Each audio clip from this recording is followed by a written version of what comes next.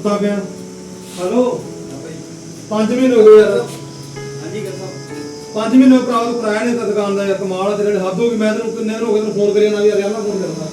ਸਾਹਿਬ ਕੰਮ ਹੁੰਦਾ ਦੇਣਾ ਨਹੀਂ ਕਰਾਇਆ। ਓਏ ਯਾਰ ਕੀ ਮੰਦਾ ਯਾਰ। ਕਮਾਲ ਆ ਤੇਰੇ ਜਿਵੇਂ ਹੱਦ ਹੋਈ ਬਿਜਲੀ ਹੋਈ। ਸੱਚ ਮੈਂ ਤੈਨੂੰ ਕਿੰਨੇ ਵਾਰੀ ਕਿਹਾ ਯਾਰ ਮੈਨੂੰ ਬਈ ਮੇਰੇ ਪੈਸੇ ਦੇ ਯਾਰ ਮੇਰੇ ਪੈਸੇ ਦੇ। 5 ਮਹੀਨੇ ਤੋਂ ਮੈਂ ਤੂੰ ਯਾਰ ਮੇਰਾ ਨਾ ਫੋਨ ਚੱਕਦਾ।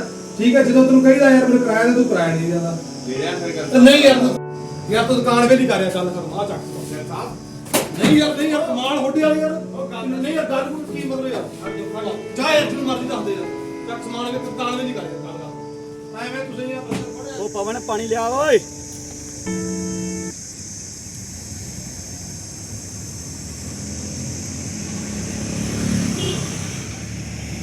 ਯਾਰ ਕਹਿੰਦਾ ਫੋਨ ਆ ਗਿਆ ਯਾਰ। ਆ ਸਰਿੰਦਰ ਕੀ ਕਹਿੰਦਾ ਯਾਰ ਇਹਦੇ 2 ਫੋਨ ਆ ਗਏ ਯਾਰ। ਤੇ ਹਾਂ ਸਰਿੰਦਰ ਕੀ ਯਾਰ ਫੋਨ ਫਾਨ ਕਿਹਨੂੰ ਕਰਦਾ ਚਾਹ ਕਰ ਲਾ ਸਰ ਆਪਣੇ ਰੌਲਾ ਪੈ ਗਿਆ ਉਹ ਮੜਿਆ। ਕਮਾਲ ਹੋ ਗਈ ਯਾਰ। 5 ਮਹੀਨੇ ਹੋ ਗਏ ਤੂੰ ਕਿਰਾਇਆ ਨਹੀਂ ਨੋਟ ਹਾਂਜੀ ਹਾਂਜੀ ਆਇਓ ਮੜਾ ਫਟਾਫਟ ਪਹੁੰਚੋ ਦੁਕਾਨ। ਕਿਵੇਂ ਕਰਦੇ ਫਿਰਦੇ ਤੂੰ ਯਾਰ? ਓਏ ਯਾਰ ਤੂੰ ਯਾਰ ਕੀ ਕੰਮ ਫੜਿਆ ਯਾਰ? ਚਲੋ ਸਰਿੰਦਰ ਦੀ ਲੜਾਈ ਹੋ ਗਈ। ਮੋਟਰਸਾਈਕਲ ਕੱਢ ਮੋਟਰਸਾਈਕਲ ਕੱਢ ਚਲੋ। ਬਸ ਆ ਗਏ। ਹਾਂ ਆ ਗਏ ਯਾਰ ਚੱਲ ਕੇ ਬਸ।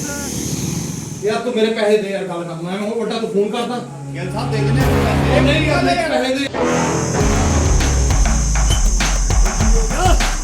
ਹੋ ਗਿਆ ਪੈਸੇ ਦੇ ਯਾਰ। ਗੱਲ ਆ ਗਈ।